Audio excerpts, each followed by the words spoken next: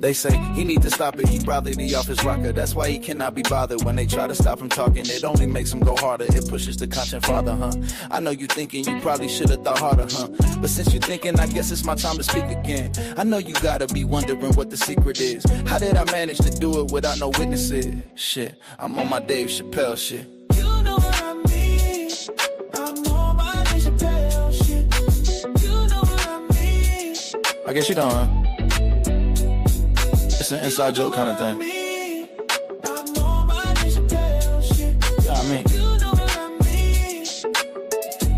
Let's go again. They say he need to stop it, he probably the office rocker. That's why he cannot be bothered when they try to stop him talking. It only makes him go harder, it pushes the content farther, huh? I know you thinking you probably should have thought harder, huh? But since you thinking, I guess it's my time to speak again. I know you gotta be wondering what the secret is. How did I manage to do it without no witnesses? Shit, I'm on my Dave Chappelle shit. You know what I mean? You know what I mean? I'm on my Dave Chappelle. Dave Chappelle shit. You know what I mean? You know what I mean? I'm on my Dave Chappelle shit. You know what I mean?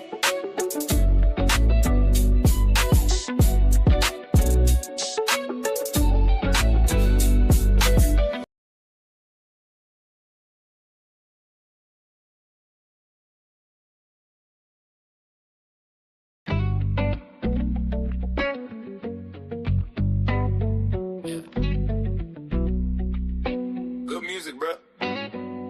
They say he need to stop it, he probably the office rocker. That's why he cannot be bothered when they try to stop him talking. It only makes him go harder, it pushes the content farther, huh?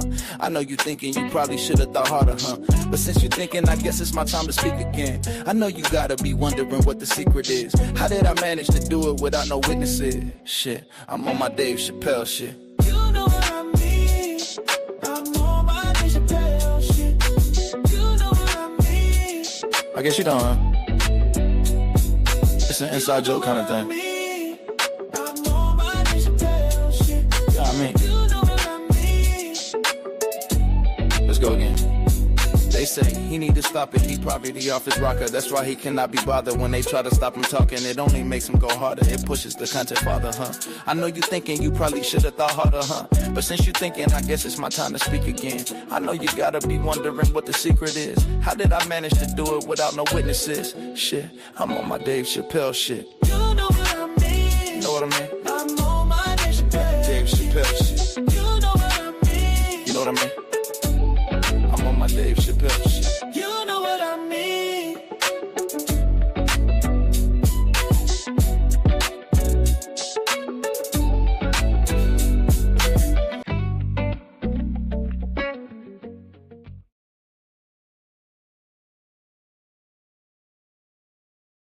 Talking on mute and y'all just letting me talk on mute. What's going on, man? It's so great to see y'all all in here on this beautiful, beautiful Wednesday evening, afternoon. And it's beautiful for me because we're finally back to Alabama weather. And I'm really glad about that Alabama weather, about getting that back, being able to have the sunshine. Ain't no sunshine in this song. Anyway, so glad to see you all as you're coming in. As always, please shout out where you are joining us from, where you're watching from, what you got going in your life. Damn, that is a big ass truck. I don't know if y'all could hear that, but like I thought I was about to get like ran over by a T-Rex or something. That was pretty big. But yeah, let us know where you're watching us from. Let us know why you're watching. Why do you keep coming back to this channel, man? Why y'all just be coming? Y'all just basically watching me get old, watching me rant. You know what I'm saying? Oh, man. Oh, Dark Light is ready whenever Z-Dog wants to get me help in production. Yes, man. Reach out to Zernio. He'd love to meet you. He'd love to get you involved. Pennsylvania. That's what I'm talking about. PA. Pennsylvania. Knows how to party. Pennsylvania. I'm sure that's not how the song goes, but it works for the day. It works for the day. Again, so great to see all of you in today. I hope y'all are enjoying the music. New York is in the house. My wife is from New York, far Rockaway. So it's always nice to see some New Yorkers out there. Some New Yorkers. Every now and then I can get in the accent. Some New Yorkers. Santa Barbara County. Come on now. Oh, yeah. Okay, I know exactly where that is. Yeah, let's get connected, man. Like, and that's what I love seeing where everybody in our community, all the different places that they're from. I don't have a lot of announcements today, but like just because like when I go live, I do like to spend time talking to the community and talking about the community. I watch your videos because I am a skeptic and I enjoy how you add some swag and flavor to what you spit. I appreciate that, man. Akron, Ohio. Yes, like I used to travel to Ohio like 2 or 3 times a year.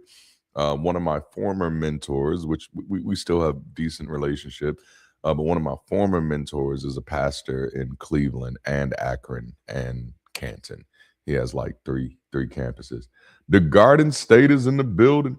I'll watch you for you have my middle name. Oh, that's dope.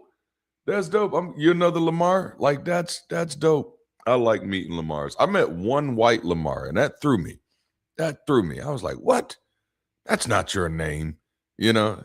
I don't know. I don't know. Um, that is so awesome. That's cool. I like meeting Lamars. I do have one announcement for y'all today. So y'all know we've started a new series on our Sunday sessions for March, and it's the Greater Gospel series. And if you haven't watched the Sunday series yet, like, hey, bruh, what I'm telling you, you sleeping, you're missing a good one. And today's conversation might make you want to go. It might make you want to go watch them.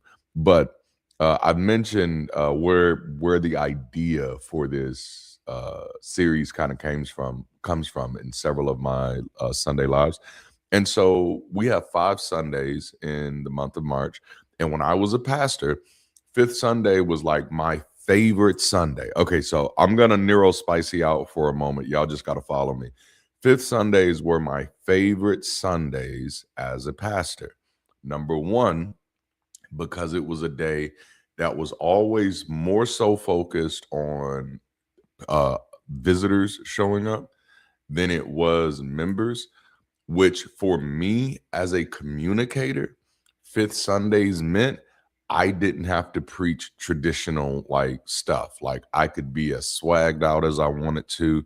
I would show up with the most hood wear possible on Fifth Sundays, preaching the most like hood messages, like I got 5 on it. You know what I'm saying? 5-finger discount, like little stuff like that. What you sipping on? Like it used to have family and friends day. Yes, it was my favorite time. We do potluck style food. We'd always do things for the community that we lived in, and we'd always have something available for the church, for the children. And those were like my favorite days.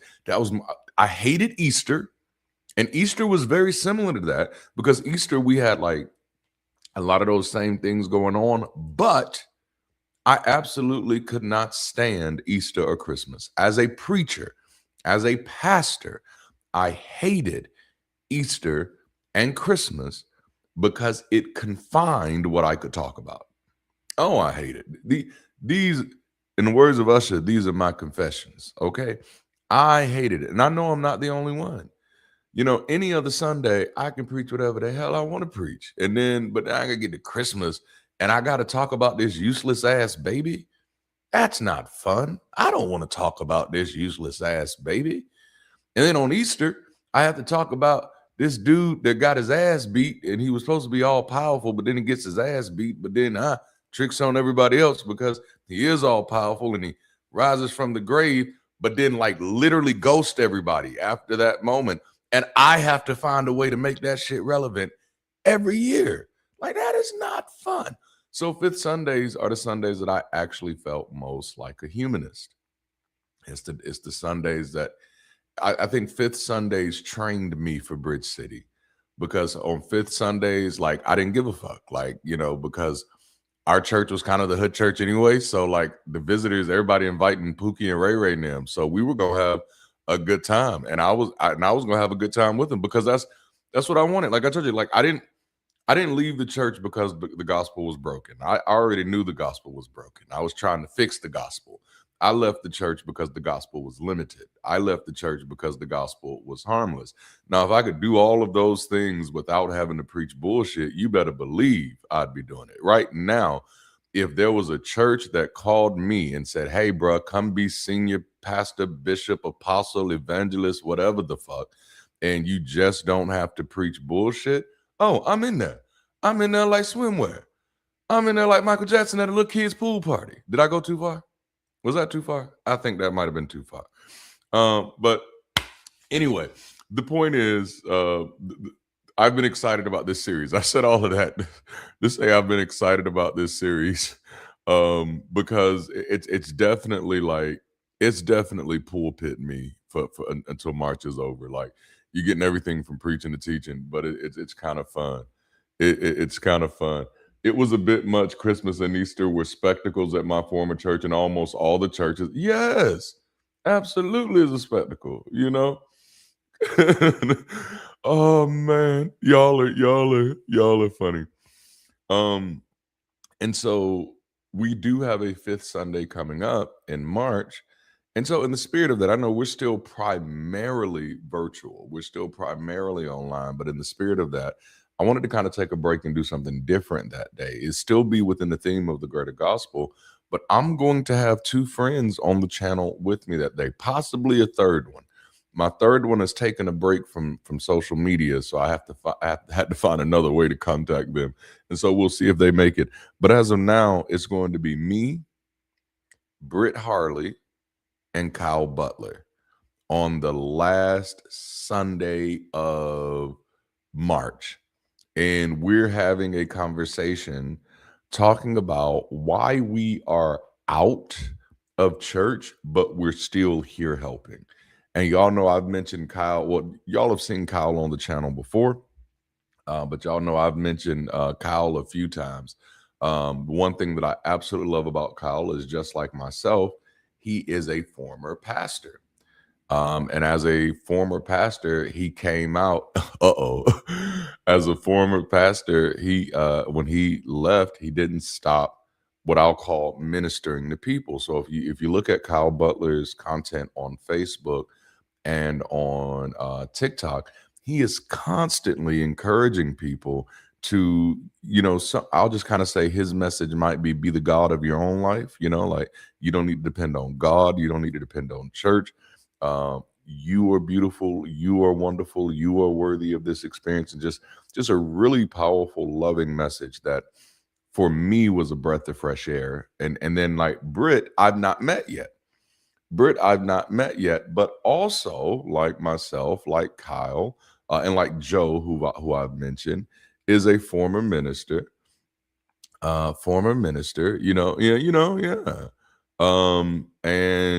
And she now is out of Christianity, is an atheist.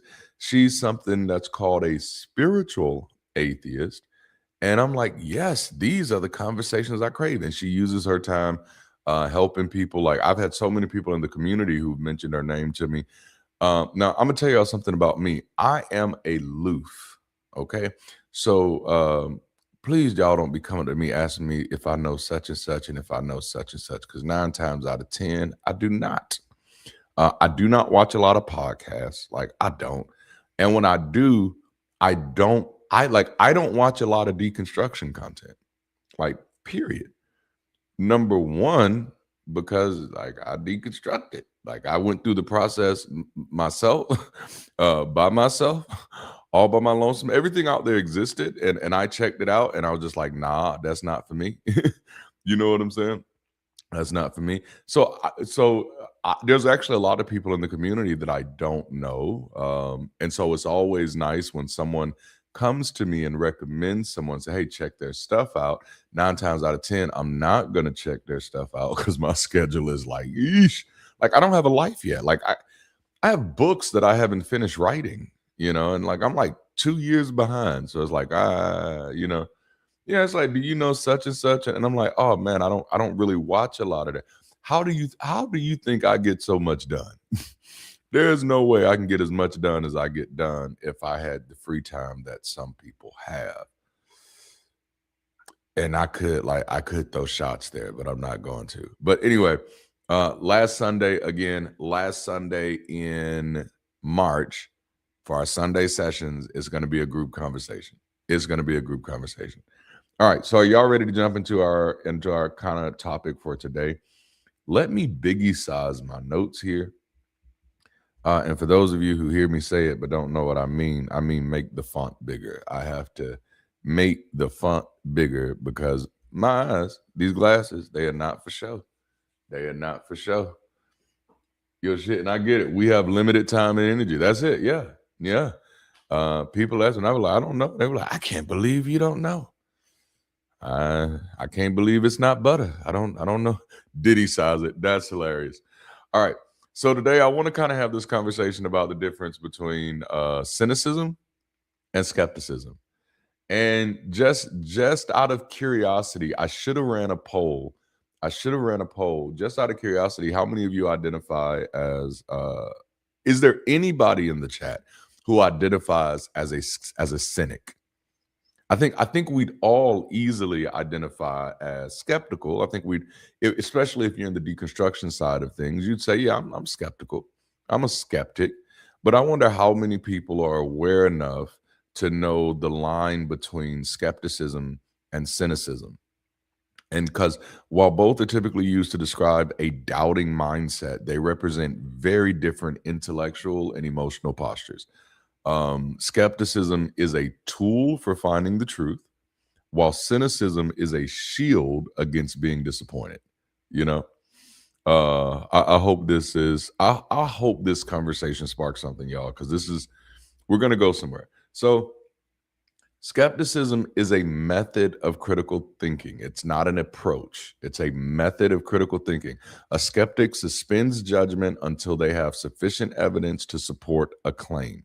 It is an active, objective process used to filter out misinformation. So the goal of skepticism is to reach an accurate conclusion based on the facts. So an example of skepticism, real easy one, is refusing to believe a miracle cure. Refusing to believe that a miracle cure works until you see peer-reviewed clinical trials. All right. So in my community, there is this story about this doctor named Dr. Sebi, or some people pronounce it Sebi, but Dr. Sebi. He died a few years back, but he is commonly known within the context of my community and culture as someone who has cured AIDS. They said he did it, and they're convinced that he did it. And when I say they're convinced, like almost everybody that I've met that believes it, right? So like at one point, my ex-drug dealer, he used to want to talk about Dr. Sebi, and I'm like, dude, I just want my ounce. Like that's all I really care about. But this information was out there for a long time. Like even now, people associate all types of things to it, and they say, yeah, he cured cancer, and the government, hid it from everybody. And my question, like, because most of the time people are telling me about it, but I do want you to know, like people in Hollywood believe this too. But my question was always like, how do you know then? Because they would be like, yeah, he cured cancer, he cured AIDS, and I'm like, okay, did you have AIDS? Did anybody you know have AIDS? And then you saw them take his, what do you call it? I don't know, his toxin. I don't know. You take his little stuff, and then they got healed. Is it cured? And the doctor confirmed the before and after type of situation. Is that what happened? It's like, no, it's never that. It's someone told me he did this, and a lot of people believe it, so therefore it must be true. And then I was like, well, how do you know it's true? Well, we don't have the evidence because they burned all the evidence. So then I'm like, well, if they burned all the evidence, how did you ever hear the story? Like help me understand. Now, that's not being cynical. That's being skeptical. And skeptical can come off as cynical at times, right? Because the person telling you that story is trying their hardest in many times to convince you that their certainty is not borrowed. And that's ultimately what the tool of skepticism helps us do. It helps us navigate between, between information that can be validated and information that is not legitimate, by being able to ask the questions, watch this, by being able to ask the questions I would ask if I seriously, honestly, genuinely wanted to know the truth. So if I genuinely wanted to believe that this was true, what I'd ask for is evidence, not anecdote. Why? Because only evidence leads me to repeatable processes. No, if there is somebody out there who has the key who has the cure for a life debilitating disease, I don't care what type of conspiracy that you think may be going on around it. No, if it exists, I'd want to know that it exists. And the only way that I could know that it exists is I'd have to ask fact-finding questions. I'd have to ask clarifying questions. I'd have to have ask questions that hold it to the standard. So skepticism is a method of careful doubt. Good afternoon, Shelwyn. Skepticism is a method of careful doubt. It withholds belief until there's enough evidence, logic, or demonstration. Okay. And another way of saying withholding belief is that it withholds judgment until there is enough evidence, logic, or demonstration. A skeptic can be open-minded, curious, and fair because skepticism is trying to promote or to protect the truth. Now, cynicism, on the other hand, is a disposition or a worldview. Okay. A cynic assumes that people are motivated purely by self-interest and that the system is inherently corrupt. It is a passive, subjective stance that often dismisses ideas before investigating them. Now, I think one of the most critical things about what social media has done to us, it has made us passive while convincing us that we're active. I'm going to say that one more time. I'm going to run it back. I think one of the things that social media has done for us is that it has rendered us passive while convincing us that we're being active. Cynicism is a passive, subjective stance. All right. And to be honest, it's kind of like a protective nature. The goal of cynicism is to avoid being fooled or let down by assuming the worst up front. So an example of cynicism is assuming that a charity only exists as a tax haven for the rich, regardless of the good work that they do. Now, this was something that I actually noticed when I first started kind of coming out and having more conversations. I found that a lot of the criticisms of church and church culture that came from the secular community were cynicism, not skepticism. And I've talked about this in a whole video. My shoulder was itching. I've talked about this in a whole video, and I'm like, no, that's why you're failing to actually reach people who are currently in church, because you're describing a caricature based off of your own cynicism, not based on actual involvement or experience, right? And this is something that I because I see this, you may not see this, and if you don't, then don't worry about it. But I see this as like we're promoting an opinion culture where everybody gets to have an opinion regardless of their qualification in a community that's supposed to be based on critical thinking and skepticism. All right. And so this is my humble perspective. If you've never had experience on the inside of a church, if you've never actually been an active member of a church, then stop pretending that you know how churches work. That's dishonest. And I see, like, I hate to say it, I see rampant dishonesty in the secular community. And it's easy to identify. And I'm not just calling it out because it is inaccurate. I'm calling it out because it's not effective. If what you're saying about the church is not true to the church, then they just see you as the liar. And technically you are. You see what I'm saying? So, okay, back to cynicism. Cynicism is a posture of distrust. It tends to assume bad motives, corruption, hypocrisy, or disappointment before the facts are fully in. Our politics right now are preying on our rampant cynicism, because unlike skepticism, skepticism requires the evidence. Cynicism does not. Cynicism reacts based on the trigger. Okay. Skepticism cannot jump to the conclusion. Skepticism cannot jump to the end until it has gone through the process. It has to go through the investigation. It has to go through the exploration. It has to get to the evidence. Cynicism just hears information it does not like and attaches itself to it. Damn, this is good. Because it in itself is a posture. A cynic is often not just questioning claims, but they're questioning people. Cynicism is trying to protect the self from being fooled or being hurt. So here's the big takeaway from this part. Skepticism is a methodology, okay?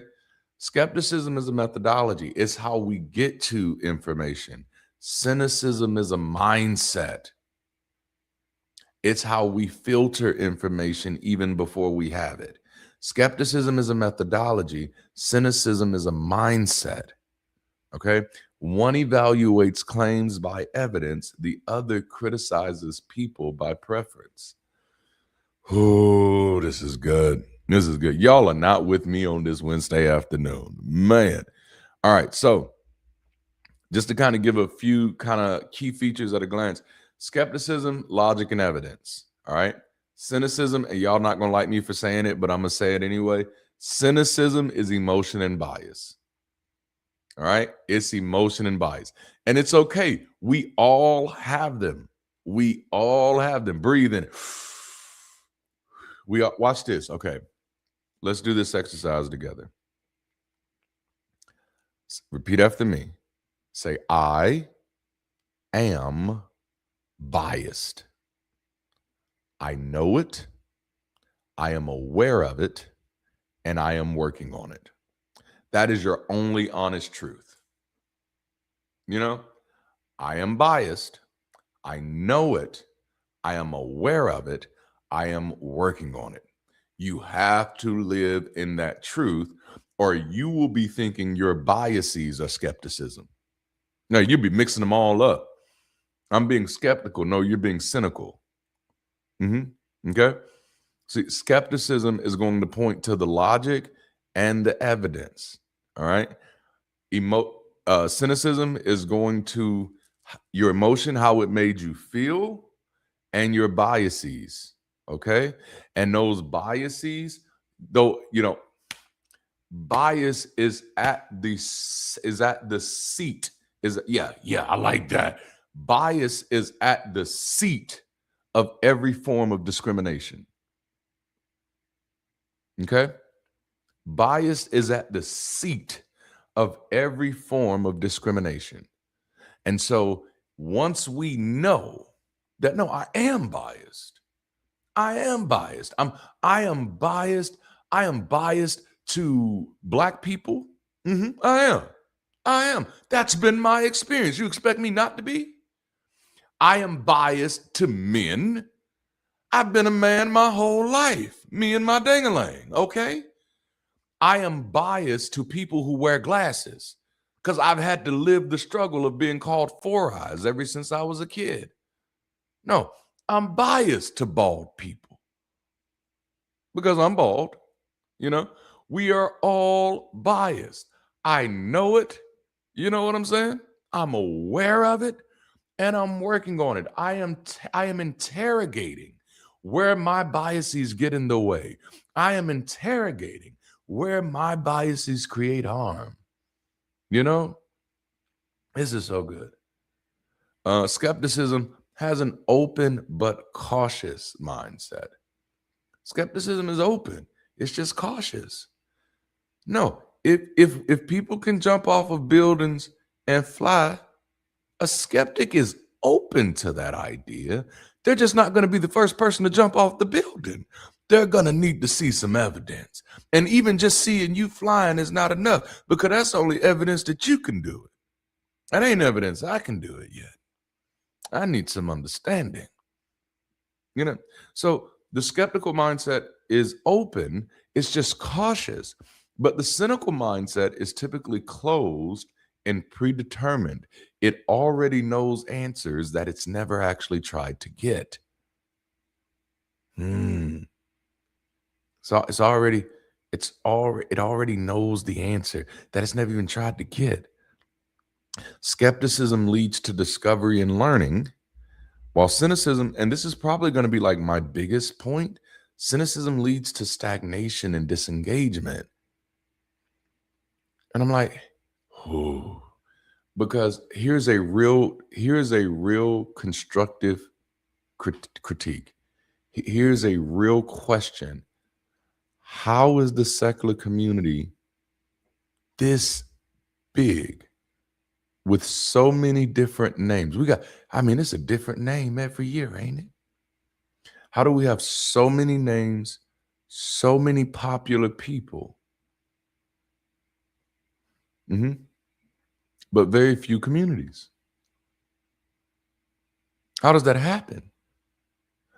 Because we're not being very careful about drawing the line between skepticism and cynicism. So we're not gathering around what we're trying to know. We're majoring in what we already know. So there is no room for exploration. There is no room for collaboration. There is really no real room for connection. There's only room for consumption. And so the market becomes, come see how smart I am. And if you try hard enough, you can be smart too. And that's just commercialism.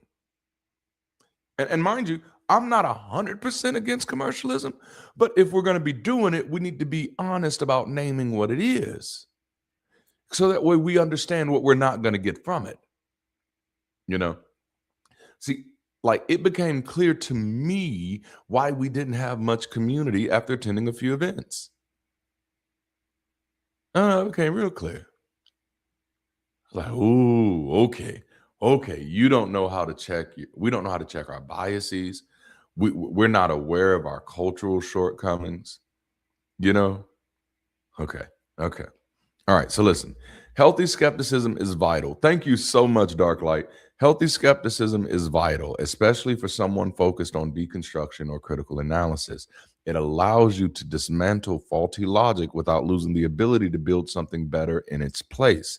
Cynicism, however, can be a bit of a trap.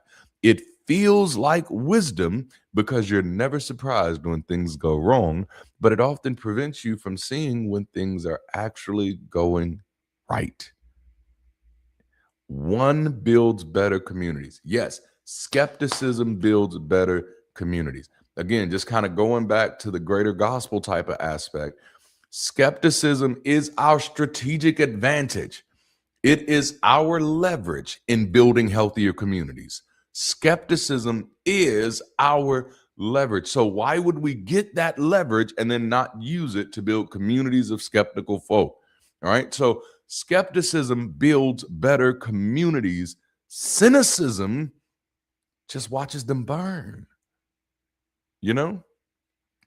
Since skepticism is a tool for reconstruction and cynicism is often a reaction to past disappointment, they play massive roles in the deconstruction process. When you're stripping away old systems of belief, it's easy for the two to get blurred. It's real easy not to recognize when your skepticism has become cynicism. A great question to ask, like, am I being cynical or am I being skeptical, is what truth am I trying to get to? Yeah. Okay. So deconstruction almost always begins with skepticism. You start asking for the receipts on claims of divine authority, historical accuracy, or even moral superiority. You start wanting to know. You start looking behind the curtain. That's skepticism. Skepticism is cautiously trying to get closer to the truth. Skepticism is not looking for something to run away from. That's just a feature, right? Skepticism is looking to get closer to the truth, but in order to get closer to the truth, it has to trim away the fat. That's the methodology. Think about it like this way. A sculptor looks at a stone, right? Everybody else looks at the stone and just sees a stone. The skeptic understands that there's something else inside the stone, but I can't really see it until I trim away everything else. So the skeptic in the conversation is the person that is trying to bring David out of the stone. I use David because that's one like the most famous sculptures. I don't know the other ones. Like we can do Donald Duck if you want to. Yeah, trying to pull Donald Duck out of the stone. Or maybe even Daffy. There's a lot of D ducks. There's Daisy Ducks, Daisy Dukes. Dang. Okay. You see what I did there? All right. So let's go back. So skeptical deconstruction is you start looking at the historical context of the general epistles, right? And this is the kind of information that I share on my Monday through Friday content. The evidence doesn't support the traditional authorship, so I have to adjust my view of their authority. All right. Now, as a pastor, I have been working on my skepticism for a very, very long time because I remember having to wrestle with having to come to terms with the Gospels are not written by people named Matthew, Mark, and Luke. Matthew, Mark, Luke, and John, and then realizing that theologians knew this. Like it wasn't a secret. The way some people want to present is like, oh, they were hiding this. No, it wasn't a secret. Pastors didn't care. Pastors weren't looking for it. Most pastors found out on accident unless they went to seminary. And most pastors are not going to seminary. Theology, seminary, and church are two completely different institutions that rarely have anything to do with each other. And so theologians rarely know what pastors know, and pastors rarely know what theologians know. So theological scholars cannot talk to you about the modern church. That's not where their work is. It's not where their experience is. But in the same way, modern pastors cannot talk to you about theology. That is not where their work is. Which is why debating modern Christians on theology is a waste of fucking time. Because they're not going to church for theology. They're going to church for community. They're going to church for solidarity. Yeah, we're gonna make it make sense. So the result in a skeptical deconstruction is wrestling with the misinformation to get to the right information. It's not just dismissing things for the sake of dismissing them. Cynical deconstruction leads you to say stuff like all religious leaders are just con artists looking for a paycheck, and anyone who still believes is just a sheep. Now, I'm not going to say that's not true. I'm going to say you don't have the evidence to support that claim, which means that you didn't get there. You didn't get to that conclusion through skepticism. That is cynicism. And that is likely coming from the bias of dealing with the harm of religious superstition. Oh, man, I love it. That's right. Skeptical thinking is also scientific thinking. Most people aren't thinking scientifically, so they never use the scientific method and are able to, exercise a modicum of skepticism. That is so true. That is so true. Man, you're telling the truth. I try. At least to the best that I can understand it, right? At least to the best that I can understand it. And that's all we can really do. But the result is like when you're dealing with things from a cynical perspective, especially in construction, you stop in deconstruction, you stop looking for community or truth altogether because you've already decided that all forms of community is a scam. And then like most times when I hear people describe what they think is a scam, I am often overwhelmed at how much people don't understand about just how things work, just economics, really. Like I listen to people all the time who have these really strong opinions on what we should be doing economically.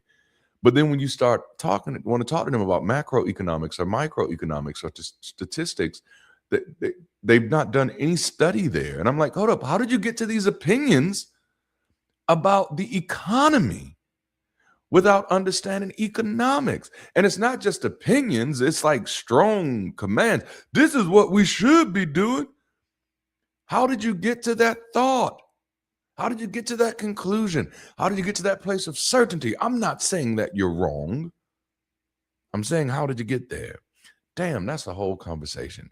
Because when we was in the Falling in Love with Reason series and we were talking about relationships, I said one thing that if you're like, for people who are dating and stuff like that, if you're dating somebody and you're trying to figure out if this person is a leader, because I said it takes two leaders to really make a relationship, two or more. Hey now, wherever two or more are joined together. I'm sorry. But in order for relationships to work, they got to be equal. So everybody got to be leaders at the table. And so I give people this diagnostic question. If you can figure out if somebody has been a leader in their own life, take them out for lunch, order them some food, sit across the table and ask them this one question. How did you get here? How did you get here? It's a sneaky question. I know it is a sneaky little question, but it tells you so much about a person's awareness, sense of accountability, and sense of responsibility in their own lives. Okay? A person who can tell you, this is how I got here. This is, regardless of where here is. Here can be a bad place. It can be a not so great situation. But if that person can articulate to you how they got there, what roles that they played that got them there, what mistakes they made that got them there, that person thinks like a leader. This is how did we get here? Okay. All right. I'm sorry. Let me go. Leadership. That's my subject. I love talking about leadership. And you're going to hear a lot of that on this channel. So get used to it. So speaking of leadership, let's talk about leadership and community building from the aspect of skepticism and cynicism. So as a founder and as a leader, whether you're skeptical, whether you're leaning into your skepticism or cynicism, dictates how you handle your team and your members. So I'm a skeptical leader. Like watch this. I am skeptical. And I don't believe in perfection. So I don't believe in predestination. Okay. I don't believe in perfection. I don't believe in purity. I don't believe in predestination. None of them. Not one. So I don't believe in a linear roadmap between where I am and what I'm aiming for. I am aware that there are multiple variables that impact anything that I'm doing, many of which are either bigger than me or beyond me. And so my job is to be nimble enough to update my realism in real time, to watch what's going on and to be able to navigate, to adjust. Even when I was in the church world, I lived by this mindset, which I got from one of my mentors, Pastor Mike McClure Jr. And that is, we don't make excuses, we make adjustments. And that is how I live my life. You know, excuses are only valuable if you have someone to give them to and they can do something about them. And if you don't have somebody that you can give them to who can do something about them, then they really don't have any value other than to make you comfortable not moving forward. So I don't make excuses, I make adjustments. Okay. So sorry, y'all. So so this impacts the way that I operate as a leader. I am a skeptical leader. I trust, but I verify. And that's, watch this. That's not just other people. That's even my own plans. I trust all my plans, but all my plans have to pass the verification check. And the verification check is in the work. No, I trust this is going to work, but there are some variables that I may not see. It's my skepticism that makes it easy for me to engage that. All right. Because at the end of the day, I'm using the data to make the decision. Because I no longer believe in purity, perfection, or predestination, I don't carry the pressure of knowing what's going to work and what's not going to work in advance. I don't live under that pressure. Some people don't do things because they don't know if they're going to work. And that means you're never going to do anything then. You're never going to do anything that you've never done before, which means you're never going to learn how to do more. You capping yourself, you know? So now, because I don't believe in perfection, I don't believe in purity, I don't believe in predestination, I know the probability of me failing is high. And but watch this, if the probability of me failing is high, then the probability of me learning is exponential. Y'all missed it.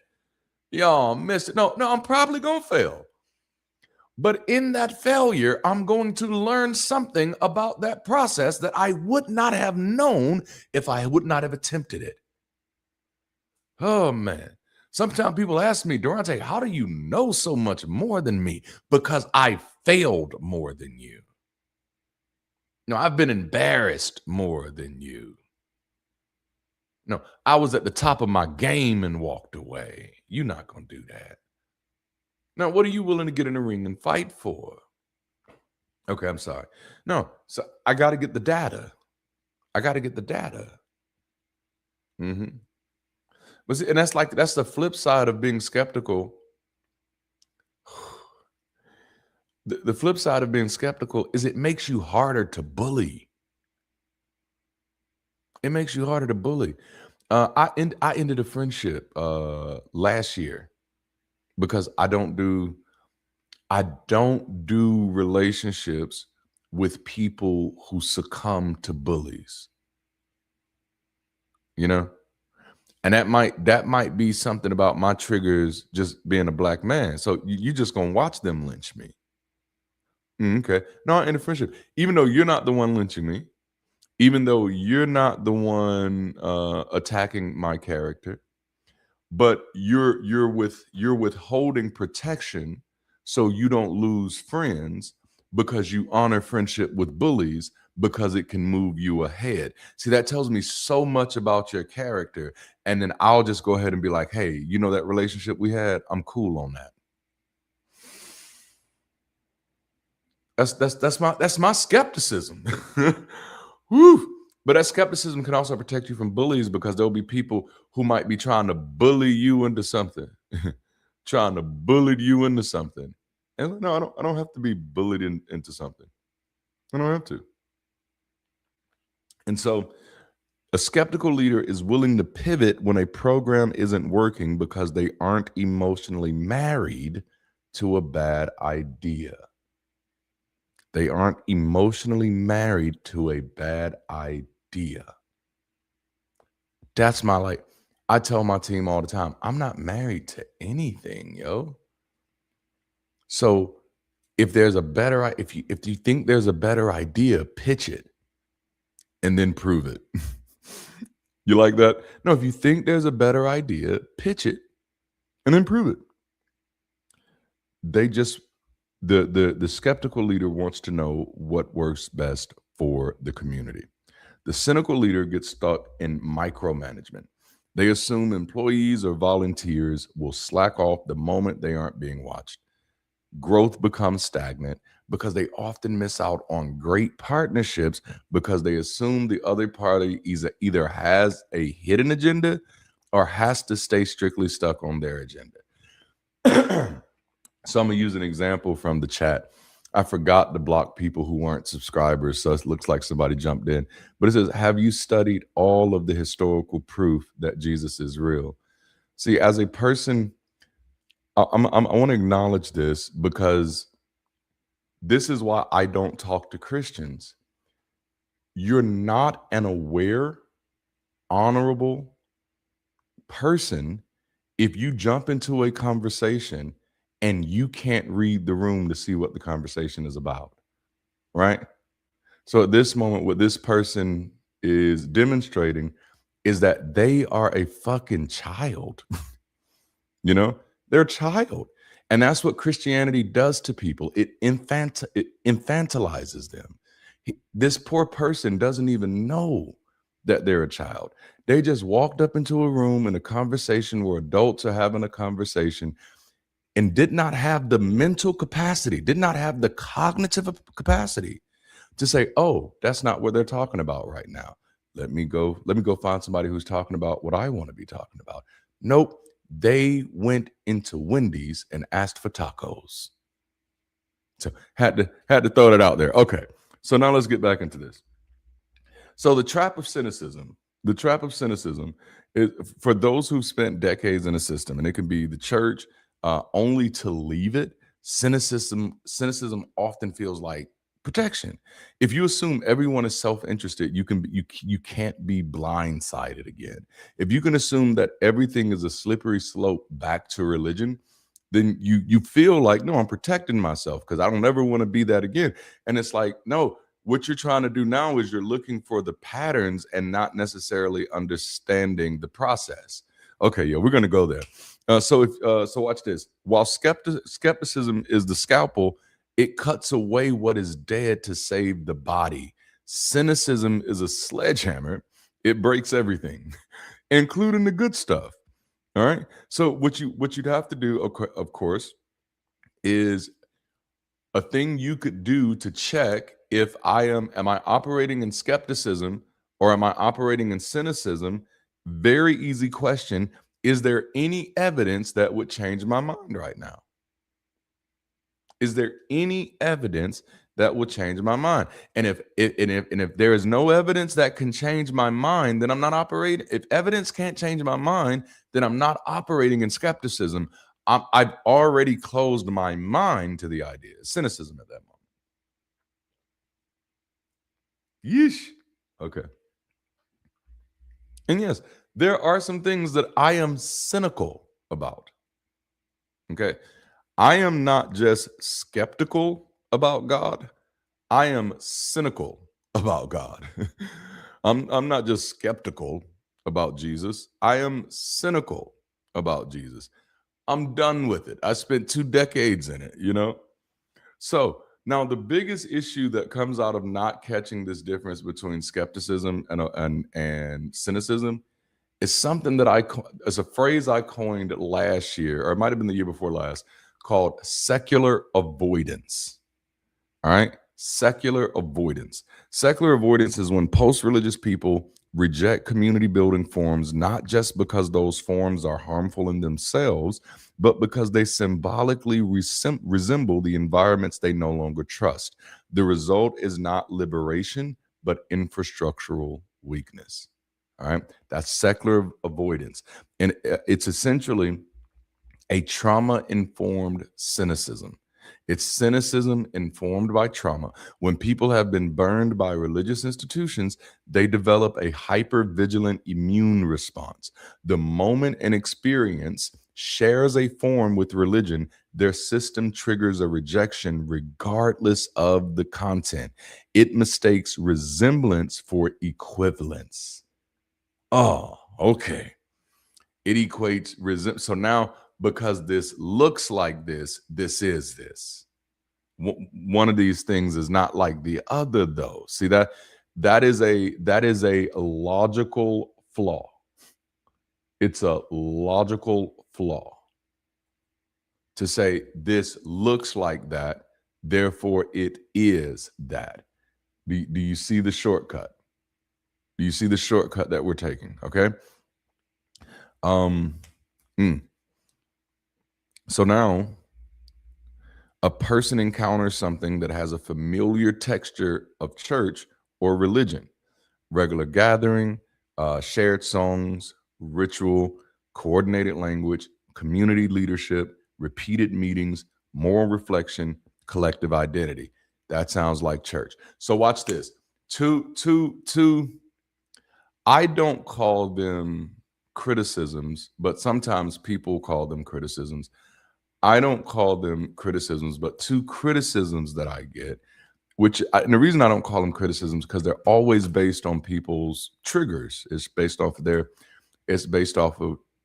their triggers, their trauma triggers, and the moment you want me to change who I am because of your trauma triggers, you're robbing me of my authenticity. And and I would say bias will take you there. It'll take you at the seat of all discrimination is bias, So two of the criticisms that I get sometimes is, well, I like Darante, except for when he starts sounding like a preacher, And while I get what they mean, you have no idea how inaccurate and even inappropriate that is. Because you're using the label preacher, but what you're really saying is, I like Darante until he starts sounding like a black man, until he starts sounding culturally black. Because that's what it is, but your bias doesn't allow you to see it when you're watching a black comedian, but maybe you don't watch black comedians. Because if you did watch black comedians, you'd recognize the same cadence styles used. You recognize the same inflection style used. But because I just so happen to be a former pastor, now anytime I passionately talk, it must be religious baggage and not cultural expression. Woo, man. I hope this is helping somebody. And it's like, no, I get the trigger. I understand where it comes from. I was having a conversation with somebody last year about, I think it's right after I wrote the song Empty. And they said, I just love his music. It just sounds, all your music just sounds so churchy. And I'm like, I wonder, is that how you describe all inspirational music? Is that how you describe all music that has a positive message? And if it does, that speaks volumes of what secular actually means to you. That means secular humanism doesn't have an attachment to positivity for you. It only has an attachment to breaking down. So in your world, man, you live in a place where other people, goodness gracious, this is good, where other people have to change who they are to fit you. And it's mind-blowing. You don't have to do that. Oh, man. I love this. Done again. All right, so instead of asking, what is this actually doing? And that's what the skeptic asks. The cynic sees it and says, it reminds me of church. I don't like it. It's bad. Sounds like church. I don't like it. It's bad. Ooh, no, isn't that the same thing religious people do? I don't like it. It's bad. Instead of asking an actual logical question, a question of critical inquiry, like, what is this actually doing? What values is it producing? What power dynamics are present? Instead, they react with, this feels like church, therefore it is church, therefore it is dangerous. That skips analysis and collapses memory into truth. This reminds me of something, and therefore what it has to be what it reminds me of. And that's not logical processing. So the real issue is not just rejection, it's category contamination. The form becomes guilty by association. This creates a massive barrier to sustainable community development. And that's the problem. So look at this. Let's kind of look at the mechanics of it. You have secular avoidance starts with the trigger, all right? And the trigger can be the regular gathering, it could be the music, it could be mindfulness and meditation. Oh, we're gonna walk the damn dog in this conversation. I'm telling you, it can be mindfulness and meditation, and someone gets triggered. Well, that sounds too much like church. And at some point, that's when you have to realize The same way I just kind of got on to the poor fella that was in here at that moment. You're being a poor fella. Because like that's the A clause with no B clause. That just reminds me of church. Okay, what is the actual problem though? Because I'm gonna be honest with you, court reminds me of church sometimes. Actually, a really good concert will remind me of church. That statement has no objective value whatsoever. You know what I'm saying? Vanquished. Be gone. Oh yeah, I kick people out. I grew up on Martin. Like you ain't got to go home, but you got to get the hell up out of here. And so the trigger for the cynical person, is the regular gathering. And for them, the cynical interpretation is this is just church again. They want to control my time. And the skeptical distinction is no, consistent proximity is the only way to build deep social capital. Consistent proximity is the only way to build deep social capital. You can have two ugly people that are completely unattracted to each other.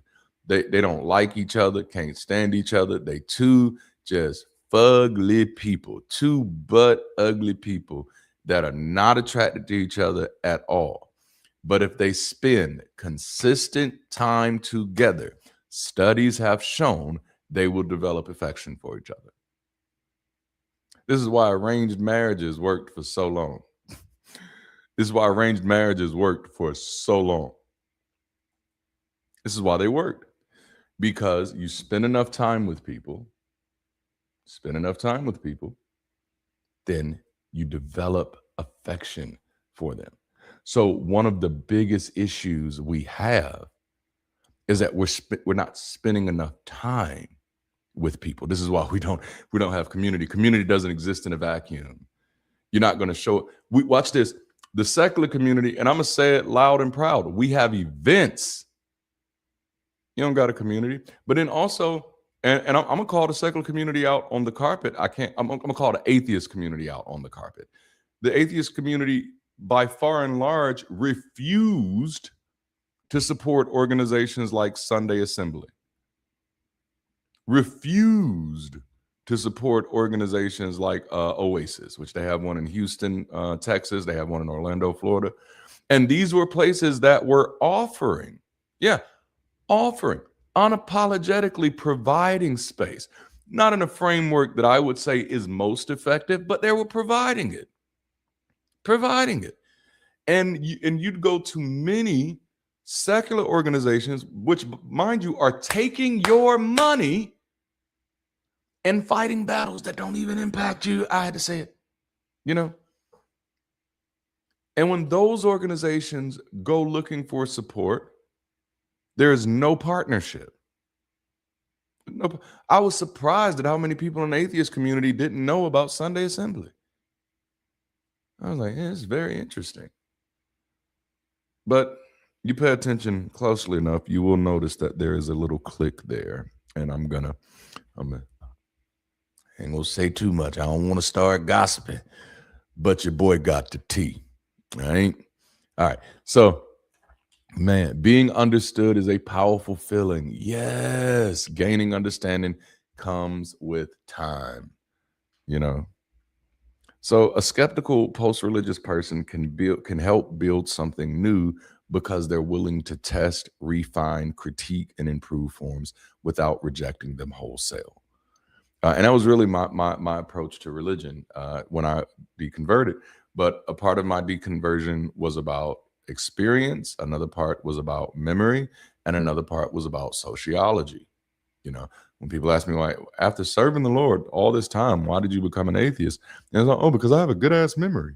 I remember the prayers, I remember the experiences, and then sociology gave me the language for understanding the experiences, and it allowed me to look at the bigger picture and get a better understanding. Like it was after that, it was easy for me. So a cynical post-religious person struggles to build because they are often treating familiarity itself as contamination. So if this even looks like this, then it's dangerous. And I stay away from that because that's always going to lead to discrimination, no matter how you frame it. No matter how you frame it, it's going to lead to discrimination. If you believe in contamination, you believe in discrimination. Ooh, damn it, I got to say it again. If you believe in contamination, then you believe in discrimination. And I've seen a lot of discrimination from people claiming to be advocates of equality. It's very interesting. It's very interesting. All right, so skepticism says, no, we need safeguards, we need transparency, we need shared power, and we need clarity. Cynicism says we need distance from anything that feels remotely like what hurt us. And while I can understand that knee-jerk reaction, we still got to understand its knee-jerk reaction. You know? One of these creates better institutions. The other makes institutions almost impossible to sustain. And so after over 100 years of modern secularism in the United States, it has nothing to show for it. We don't have any orphanages. We don't have any schools. We don't have any systemic feeding programs. We don't have any real rehab programs that we're supporting. 100 years is like, that's a long time. I know churches that have only existed 20 years that started with absolutely nothing and have done more than the secular community has managed to do in 100 of them. But when you talk to the people in the secular community, it is always a fucking excuse. Well, they had a head start. Well, we don't have the money they have. Well, they tax-free.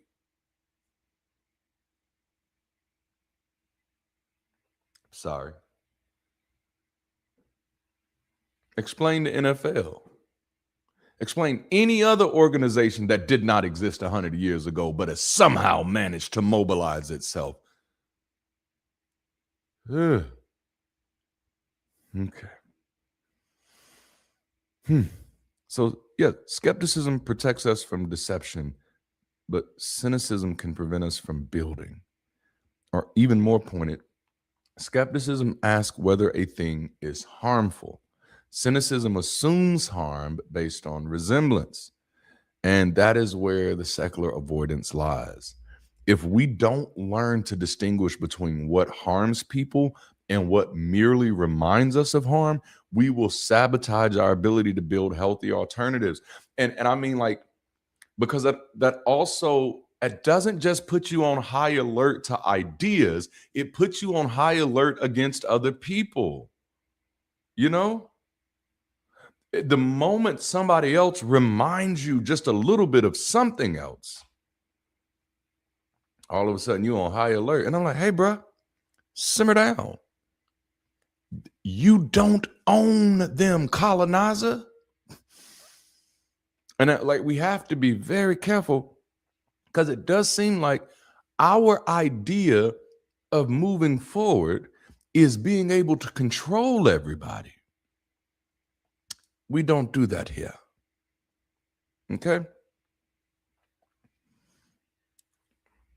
When a people neglect regular embodied gathering because it feels too much like church, they do not become free-floating, enlightened individuals. They usually become socially thin, episodic, and infrastructure poor. Okay? Like, you want to know, like, you can point to the signs when a community is not healthy. When a community is not operationally functional. And that's why Bridge City exists. And we're new. We're just moving from conception into operation. But you can tell when a community is not operationally functional. When I start sharing information, I had tons of people telling me, oh, we don't need community. We don't need community. Nobody really needs community. We just need to all stop believing, and we just need to tell people about how bad it is.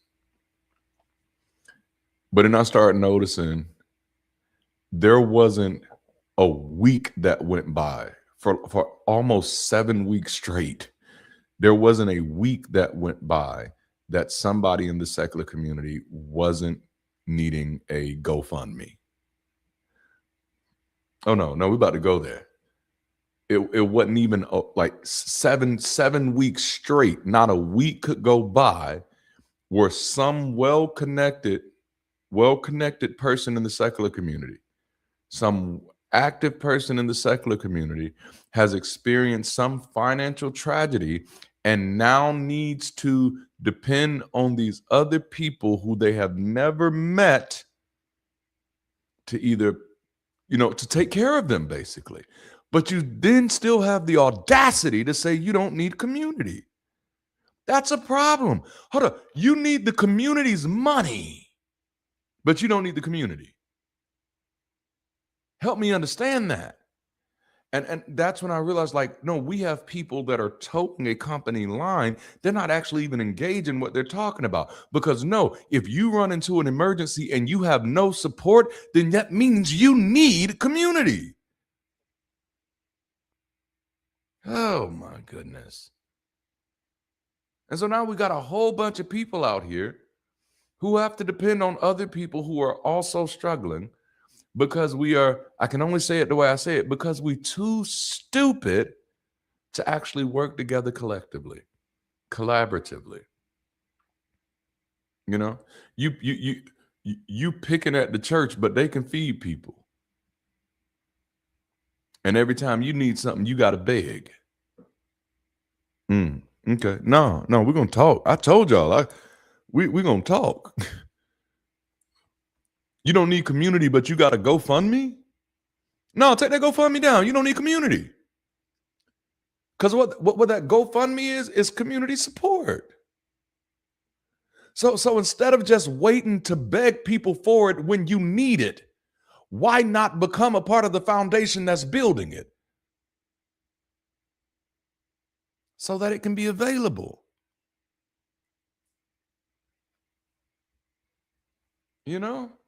Like, you got to think about the future. Don't wait for the emergency to think like, oh, I think. No, you need to be, listen, everybody need to be looking at their house and their bank account right now and be like, you know what? I am way too broke not to have a community.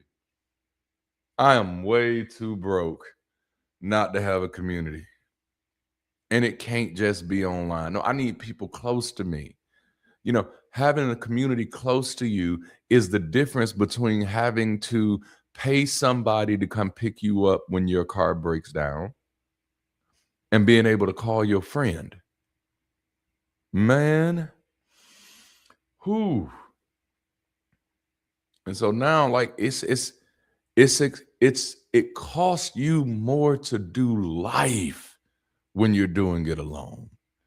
And I just don't know if everybody has that luxury. Listen, some people got that privilege. I grew up in the slums, man. Everything I have, I've had to get it out on my own. Poverty is what I've known the majority of my life. Living is expensive. Yes, Shelwyn, community is a building block to life.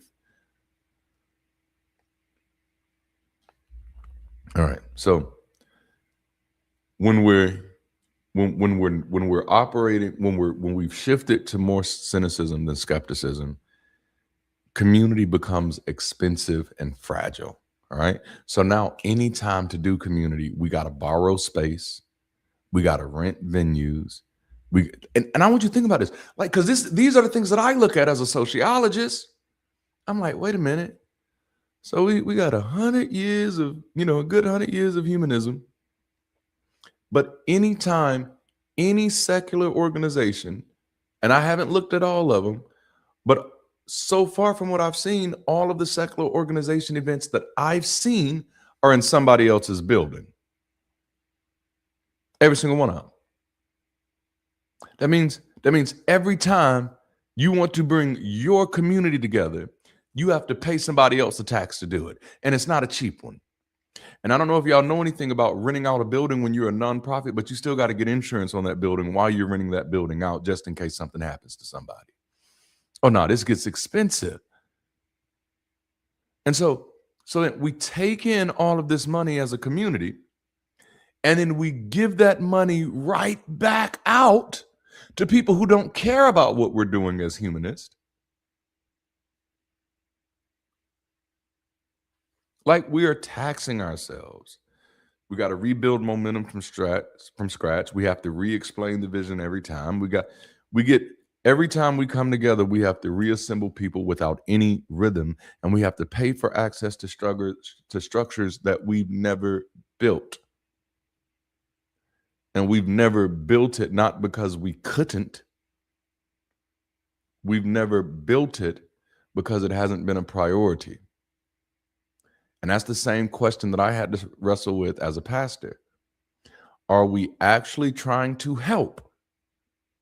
Or are we just doing what other people expect us to do?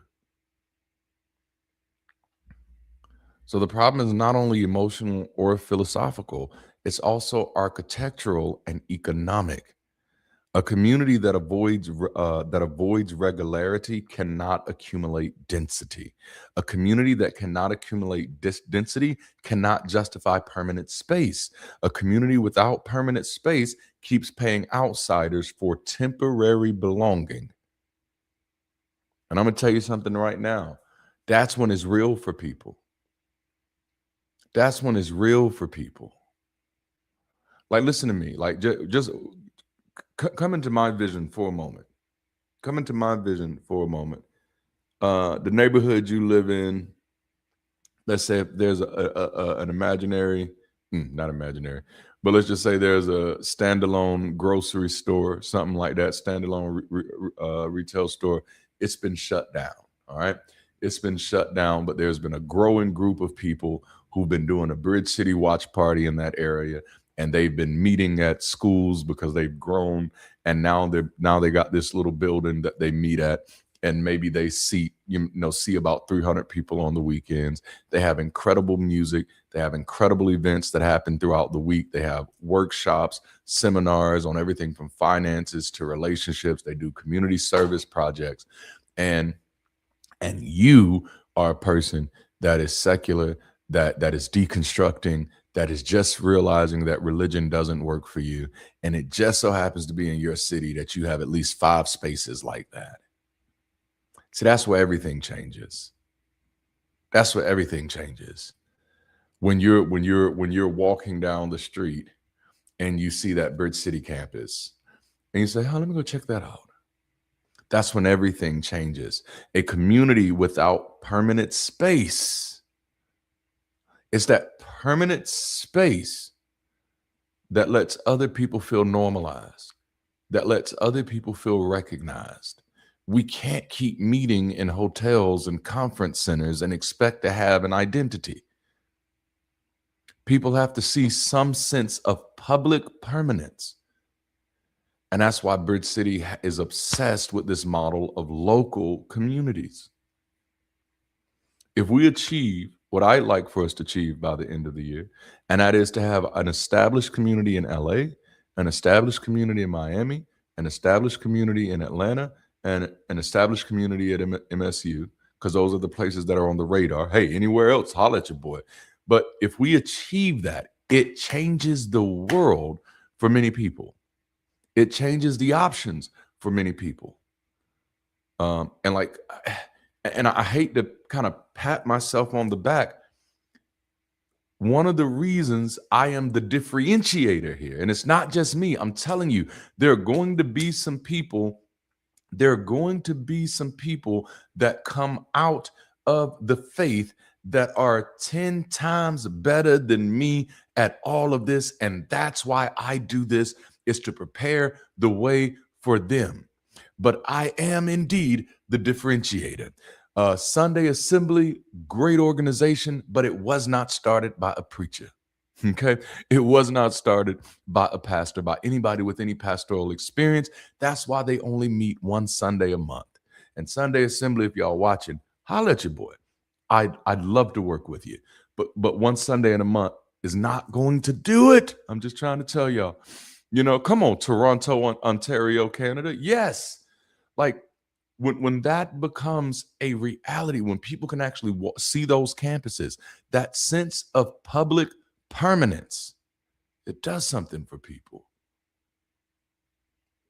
then you go from humanism, post-religious life, going from being a thing where people were like, oh, that's something for weirdos, to becoming an option, to finally being a viable, competitive alternative, because you have spaces for people to cultivate it.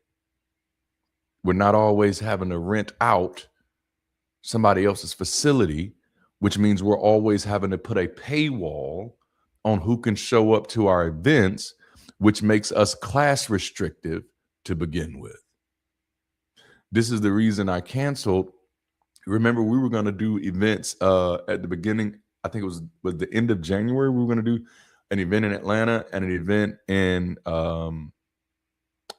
LA. And we charged for the first event we did in LA, and it wasn't high, and I wasn't mad at that at all. We will do some ticketed events. We're not stupid. But for Bridge City specific events, especially for events where we're trying to introduce people to the vision and grow the vision, I don't want there to always have to be a paywall. You know? So that's why we actually pulled that event back. But all right, so let me get through this. Let me get through this. All right. So we don't have buildings. We don't have that sense of public permanence. And my argument is that comes more so from our cynicism and our secular avoidance than it comes from our actual ability to make it happen. I think the only thing that's keeping humanist communities, which I'm gonna stop using the word secular, and I'll tell you why. I'm gonna stop using the word secular because it's just redundant, which makes it useless. But the reason we're until we start building communities that are communities, right? And so sometimes when people are struggling with the question, like, how do you build a community? What do you build a community around? What most people try to do is try to build a niche, okay? And so we're going to build a community that only focuses on this. That is not a community. Hell, that's not even a neighborhood. At that moment, it's a project. A community can't focus on just one thing. It cannot be restricted to one subject or one topic. All communities exist for the same exact reason: to benefit the people who are part of the community. It's literally that simple, y'all. And then you study the social frameworks that work, and you adjust. You do things, and you just, there's like, I don't care about, like, we put out so many music. Some people love it, some people hate it, some people think it's corny. I don't care, because we got to get it out there. You know, no, you got to start somewhere. You got to start somewhere.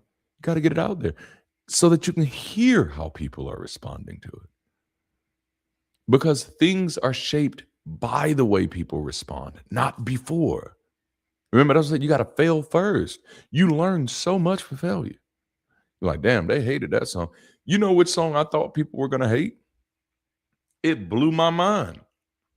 Blew my mind. The jalapeno song.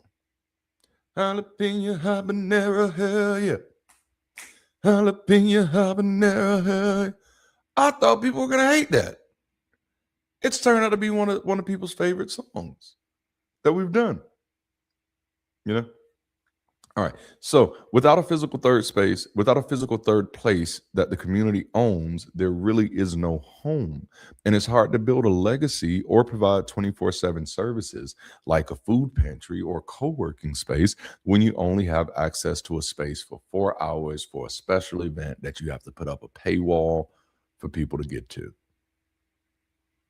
The moment we have local campuses, the game is changed. I'm telling you. I am telling you. Because again, we have the greater gospel. I was talking to my head of community for DLDD World Group this week and reflecting on this past Sunday's conversation. And she was like, dude, you said something that I don't think I ever realized was true until you said it. And that was, I said that there are many people right now who are sitting in a church and they absolutely love their church and they love being a part of it. But if there was a building right now across the street from them filled with just as many people, still got music and offers all of the same things without the bullshit, 90% of those people would gladly walk over to the next building. Most people are sitting in their churches waiting for one day that they don't have to pretend to believe, that they don't have to perform certainty. And we have, like, the secular community, we have that leverage, okay? And then, of course, the paradox of this whole thing is the very thing that people avoid, institutional structure, is the only thing that provides the stability to actually solve the problems they care about.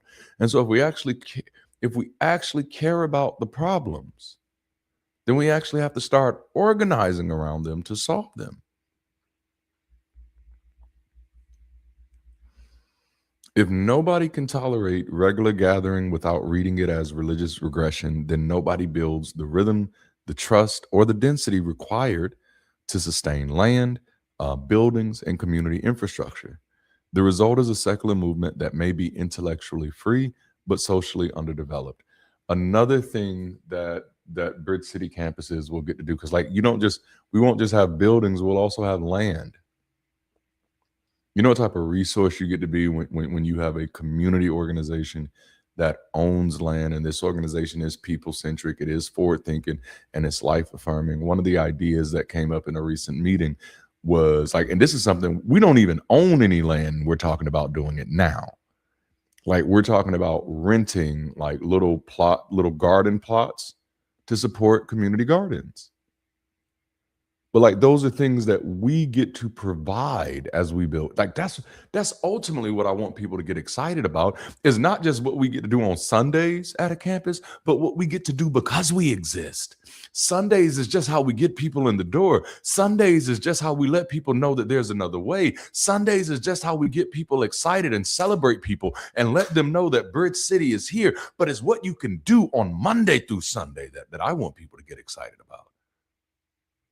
To be able to think, oh man, you mean to tell me, like, yeah, if we have a Bridge City community campus here, we can pick out a plot of land over here and grow food and make that a community vegetable garden.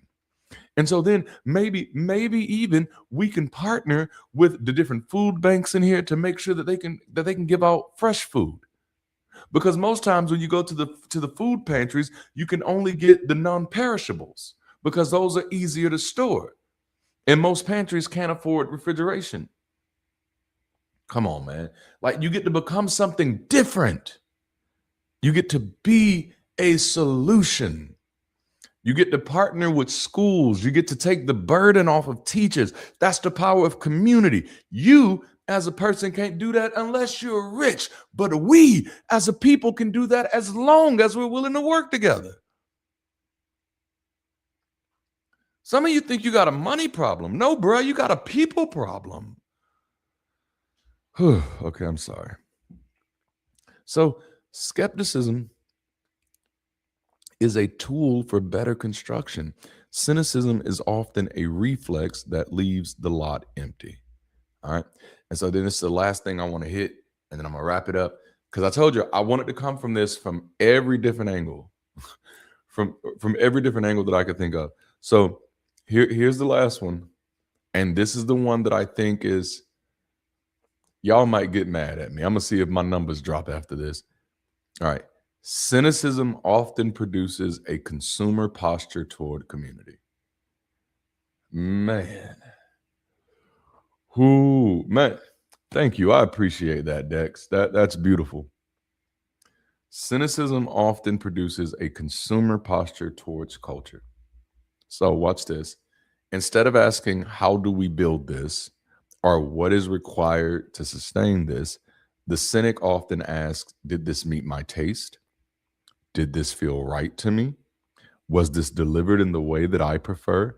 Did I enjoy the format, the tone, the leadership, the music, the structure, or people enough to keep showing up? Now, please understand, that is perfectly natural. It is an organic response. And as of now, I don't think any of us can do anything to stop that reaction. But we can keep it from becoming our response, right? It is absolutely naturally to respond that way. I've shared stories of where I've done the same thing, like with other people, and had to really like, ooh, stop that. They don't owe you their lived experience, you know. The problem with this approach is that it is a consumer frame, not a community one. A consumer evaluates an experience based on preference and satisfaction. A builder evaluates an experience based on purpose, function, and potential. Okay. I do not enjoy watching sports at all, not even a little bit. I don't mind playing, can't stand watching, hate it. Okay. However, my sons decided they wanted to be in the band when they got into middle school, and that meant I had to go to football games. Okay. Now, I'm not going to the games because I find value in the games. I'm going to the games because I find value in my children. All right. Going to a game is not my preference. As a musician and as a creative, marching band music is definitely not my thing. You know what I'm saying? But I did not trap my children's experience into my preference. And nor did I make them feel bad for wanting that experience that was out of line with my preference. And that is because my preference had no utility, but that experience did. That experience has utility for them and where they're trying to go with their life. Okay. And so many times we have to remember that other people's experiences are for them, not for us. Like I often remind people, like, I am ribbed for my pleasure, not yours. Okay. So a builder isn't evaluating the experience based on purpose or function, not just preference. There's a lot of things that are not my preference, but what is the purpose of the moment right now? What is the function? Right? What's it? It's not like right now, I literally work Monday through Sunday. I have no days off. It's been like that for like, I was about to say 2 years, but who am I kidding? It's been like that for a long time now. But like, I don't have any days off. That is not my preference. But because I understand my purpose, I can't just remain in this, damn. Like, this is how some people destroy their lives. They approach their lives with a cynical approach. I'm gonna give you a cynical approach. I shouldn't have to do all of this. Anybody ever said that before? I shouldn't have to do all of this. I shouldn't have to work this hard. I shouldn't have to do this much. I shouldn't have to fight that much. You said it. When people say that to me in a coaching session, my next question is why? Why shouldn't you? Who told you shouldn't have to? Where did you find that rule at? Where are you pulling that justification from?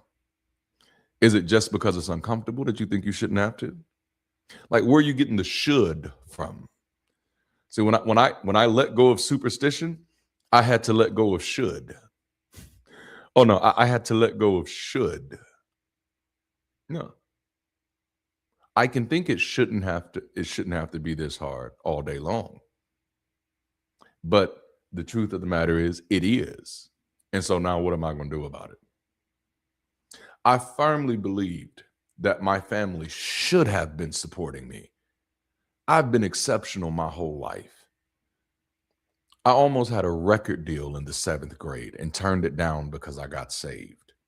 Burnt all my damn albums. I've been exceptional my whole life. By the time I was 11 years old, I was already in the NAACP speaking and singing in their meetings.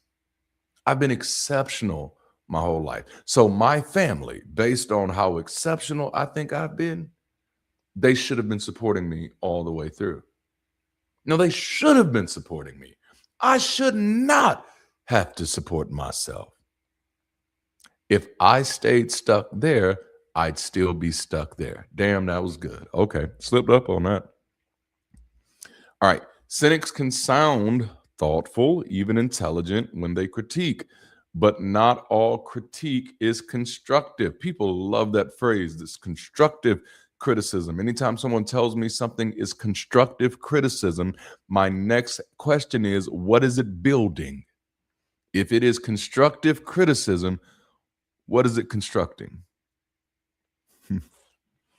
Because sometimes constructive criticism is really just personal preference. And that's okay. You're allowed to have your preferences, but your preferences are for you. You know, like somebody say, if I was you, I wouldn't. That's why you not me. Because your preferences are for you. Oh, man. So sometimes it's just aesthetic dissatisfaction dressed up as moral or intellectual seriousness. You know, so instead of saying this community is failing because its structure concentrates power, lacks transparency, or discourages participation, they may say things like, well, this just feels too polished. See, that is a criticism, but that's not a constructive one. Well, this just feels too organized. This just sounds way too much like church. All of these are criticisms, to be sure, but none of these are constructive. They're informative, but they're informative about your triggers and about your traumas, which deserve attention from you. Okay?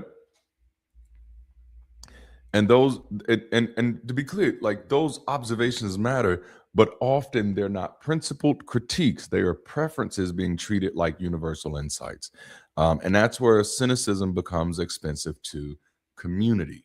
All right? Because communities cannot be built on endless preference management.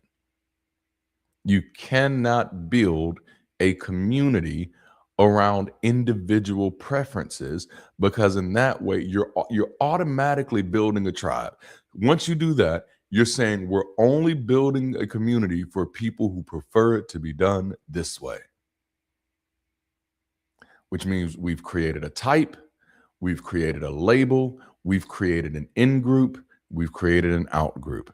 We've created a way to be human that only honors our lived experience. Do you see how easy it is? It isn't just religion that does this stuff to us. We're the ones who do it. Our religions are so harmful because we're the ones that are putting the harm in there. You know, like religion does not come before humanity. Humanity comes before the religion. So if religion is dangerous, it's because humans did it. And so until we can actually see ourselves as the culprits instead of seeing our tools as the culprit, you know, it's a horrible workman who blames his tools for his work. I don't blame politics. I don't blame religion. I blame us. Or let me take that back. I hold us responsible. I think that's the best way to say that. So communities can't be built on preference management. The moment we do that, we're automatically building another tribe. We're automatically creating another in-group and another out-group. The right way to be human and the wrong way to be human. You know, and that's one thing the modern church has learned, because they had to go through that the secular community has not learned. Okay. The modern church lost some of its greatest talent over preference issues. The modern church lost some of its greatest talent over preference issues. Tina Turner grew up in church. Anna Mae Bullock was her name, and used to love singing in the church choir. But they said she was doing too much. Well, we don't really want you to do it that way. Then you've already determined that people like me are not welcome here unless we are like you. All right. So A real community is not preference management. A real community has to ask what helps people connect, what creates trust, what makes participation sustainable, what builds continuity over time, what helps us gather consistently enough to develop shared memory and identity. That's why a part of our strategy for Bridge City is watch parties. It's how you take the online experience and start giving it physical legs without you having to become a leader overnight, without you having to become a master communicator overnight, without you having to become adept at sociology, at psychology, at hermeneutics. You know, it's so you can just be the host, open up your home or whatever spot you have available and create an atmosphere for a good time for people you invite over. Because that's what helps people connect. That's what creates trust. That's what makes participation sustainable. That's what builds continuity over time. And then imagine you watching Sunday sessions one day in your home, and we get started and we open up, and instead of the normal stuff, you see, hey, let's check in with Bridge City Atlanta and see how they're doing in their watch party. And then you sitting at your house get to see the camera in over there and seeing what they're doing. Listen, I know that stuff sounds small to some of you, but the way that I understand motivation, that shit is powerful. That shit is powerful. Like if I was sitting right now watching Sunday sessions and it's shot to a video camera and someone's like, hi, we're in Atlanta right now. There's about 10 to 15 of us packed in here. We're watching the Sunday session today. We're loving the topic and we're going to have a great time. We got some wings, some dips. And because we're not a regular church, we even got a little bit of alcohol. It's after 12, So that is powerful. That's how you normalize it. Okay.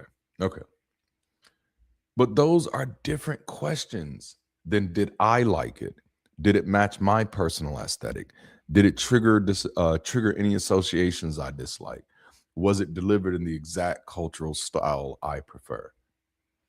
I think that's what's been destroying a lot of relationships. Did I miss a comment from Dark Light? So, and ultimately, I want you to see what that does. That's the difference between participant ownership and consumer distance. I don't cater to consumer culture because consumers create cults. I do not cater to consumer culture because consumers create cults. That's how that happens. That's how that happens. You show up to be convinced. You show up to consume. You show up to eat. You show up for somebody to do a dance for you. That's why ever since I've hit the scene, I've been always adamant. I am not your Negro.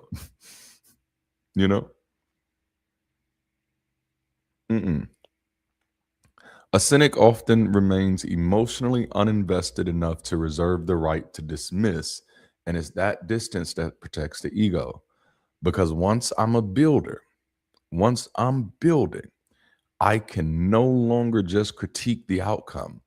I have to wrestle with the constraints.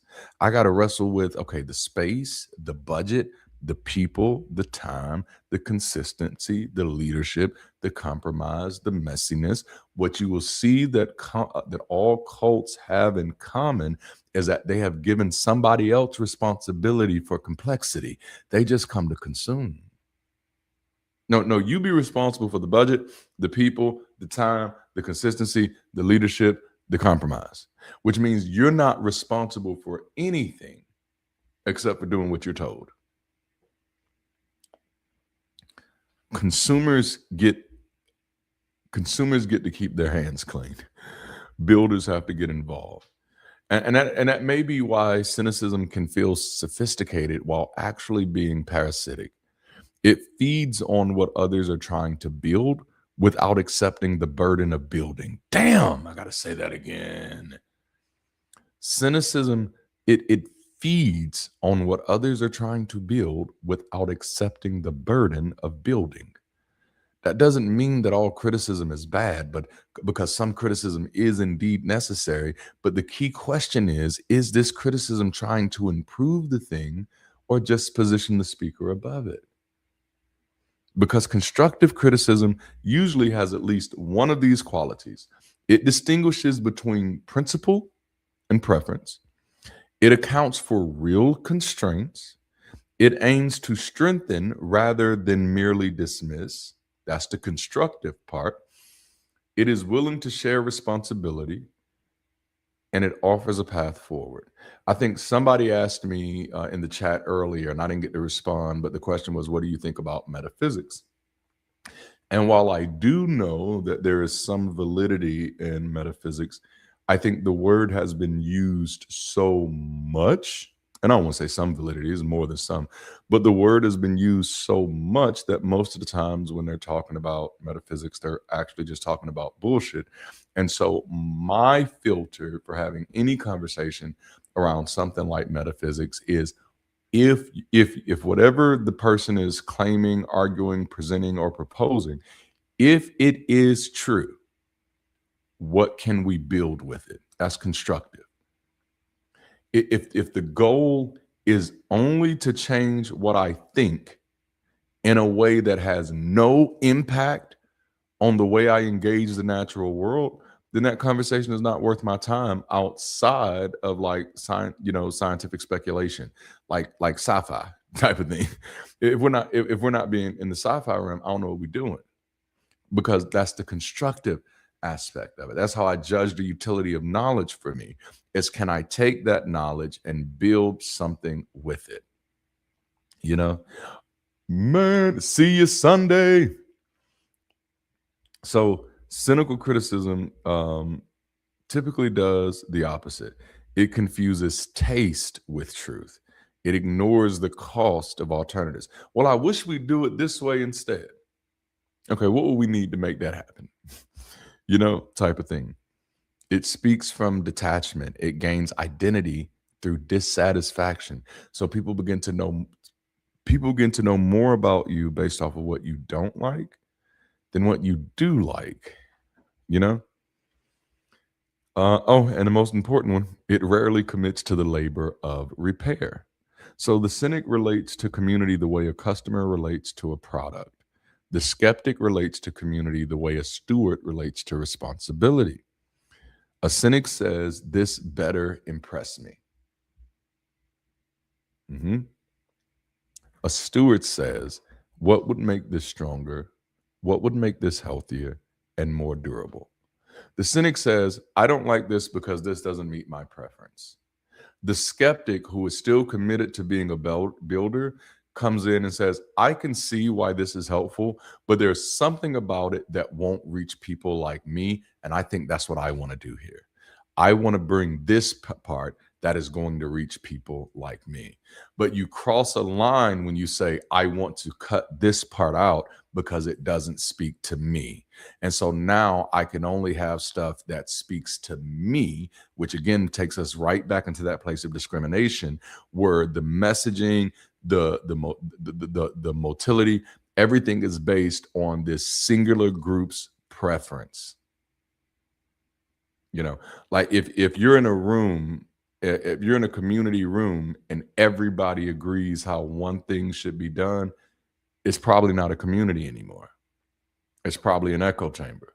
Like when people say, hey, something is an echo chamber, the first question I normally ask is, what's the echo? People say, how do I know if something is an echo chamber? What's the echo? What's being echoed? All right. You can't put the cart before the horse.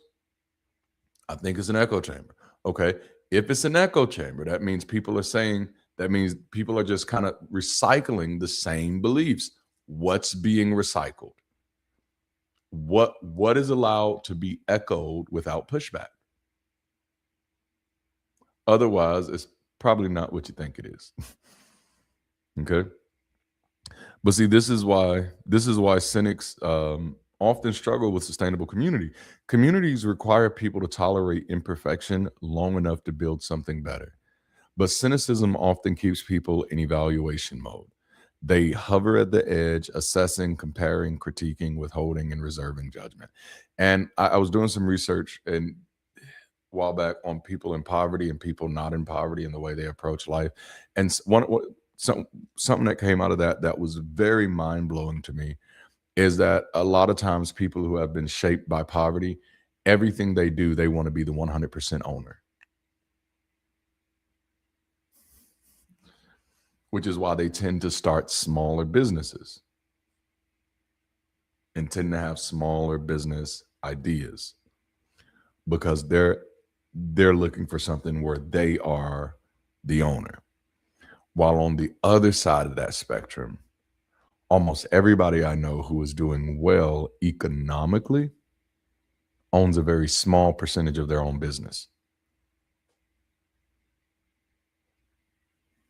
It's a paradox.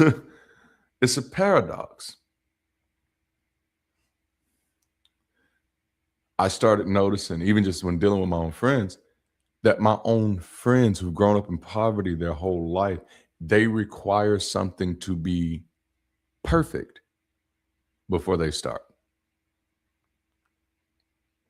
But then people who I've met who are doing well financially started when it was ugly.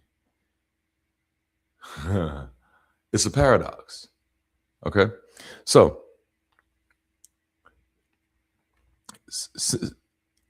building communities requires tolerating imperfection, which is easy for me because I don't believe in perfection.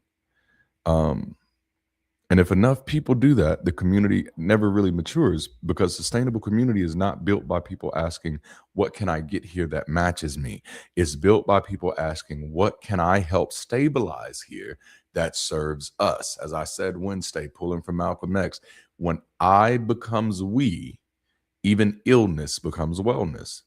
Cynicism stays stuck on the why. It prevents us from stay stuck on the I. It prevents us from evolving into the we. Cynicism turns community into a product to be reviewed instead of a people to be joined. The cynic shows up asking whether the community pleases them. The builder shows up asking whether the community can be strengthened. A lot of what passes for constructive criticism is just unsubmitted labor. People naming what they dislike without accepting responsibility for what it takes to make anything work. And so 3 things that we'd want to distinguish is it preference, is it principle, or is it cynical posture? So preference, I like gatherings to be smaller and more conversational. And please do not get me wrong, preference is powerful. It can be powerful, but not when we try to use it to superimpose on others. So then there's principle. Now, I think the structure should reduce hierarchy and increase participation. It's principle, which is also fair. Cynical posture, this format feels off to me, so something is probably wrong with it. I don't see how that lane of logic is any different from the way Christians approach their relationship with the world. You know? So, and the thing is, like, not every negative reaction is actual insight. Some reactions are just taste. Some are trauma. Some, and I hope y'all are ready for this, is just your immaturity. Some is wisdom, or our wisdom. But the work is learning the difference. That means skepticism asks whether something is healthy. Cynicism assumes that something is compromised. Consumerism asks whether something caters to me without any consideration of the other people in the room. Now, those 3 can overlap in post-religious spaces and create a culture where people are highly articulate about what they dislike, but weak at creating what they actually need. That may be one of the central community problems of our time. Cynics often approach community like customers, not co creators. So their criticism may sound constructive, but often it's just preference without the responsibility yet. And it's the very mindset that makes cults possible. Leaders don't create cults, people who refuse to be leaders do.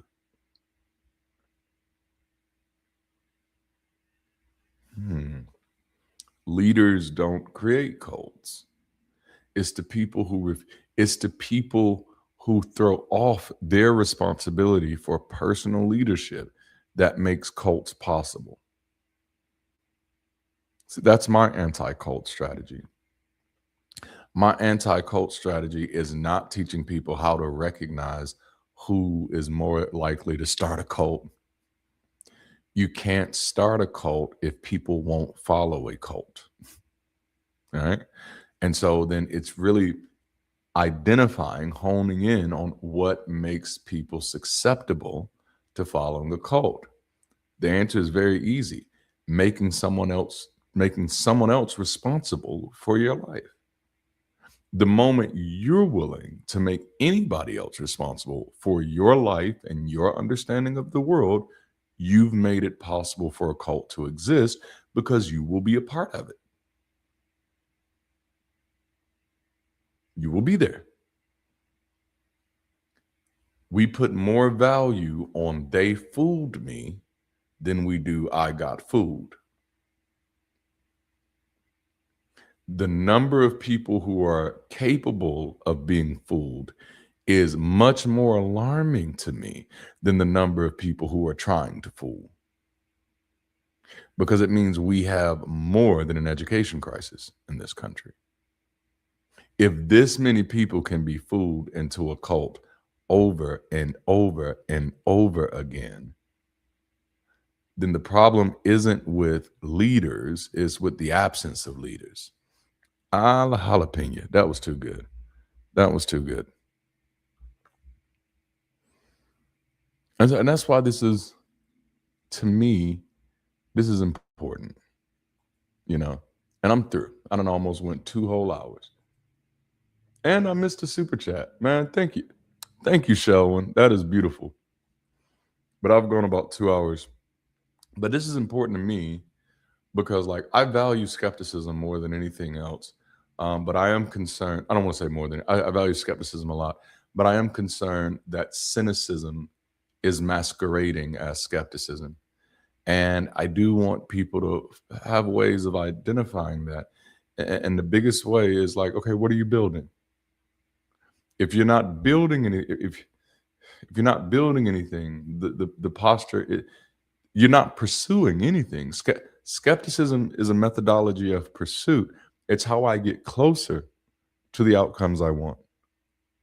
So what are you trying to get close to? And what are you building to get there? I don't want cynicism to get us stuck and rob us out of this moment to play a critical part in the evolution of our species, you know? That's how deep it is for me. That's how deep it is for me. All right. So anyway, thank y'all all for hanging out with me today. I always appreciate when y'all in here. Dark Light, I appreciate you. Shelwyn, I appreciate you. I think I saw Monica in here earlier. You all are good. I hope these conversations bring value to your life. And if they do me a favor. Come back right after this ends and comment under it to let other people know that there was some fire in the room today. You got to let them know. You got to let them know. Also, this week is Giving Tuesday for Bridge City. Well, yesterday was Giving Tuesday, but this is our week of Giving Tuesday. So if you want to support the work that we do, the QR code is on the screen for you to utilize. And I mean, your gift, no matter how large or small, it helps the work that we do. It helps us sustain. And again, right now, you're only seeing a fraction of what we're capable of doing. And so whether you're giving $1 or 1 million, we are greatly appreciative of it. Greatly appreciative of it. All right, so that's all I got for now. I love y'all very much. I appreciate you. Continue to live your life. Continue to be your best self so that you can do your best work. And until next time, keep rising.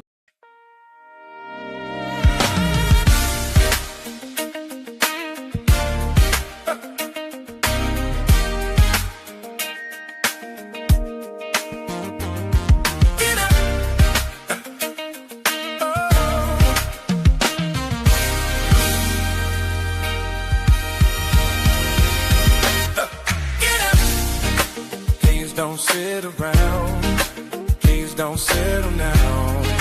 We can do better now. We can get up. Please don't sit around, please don't settle now. We can do better now. Yeah. Get up. Please don't sit around, please don't settle now. We can do better now.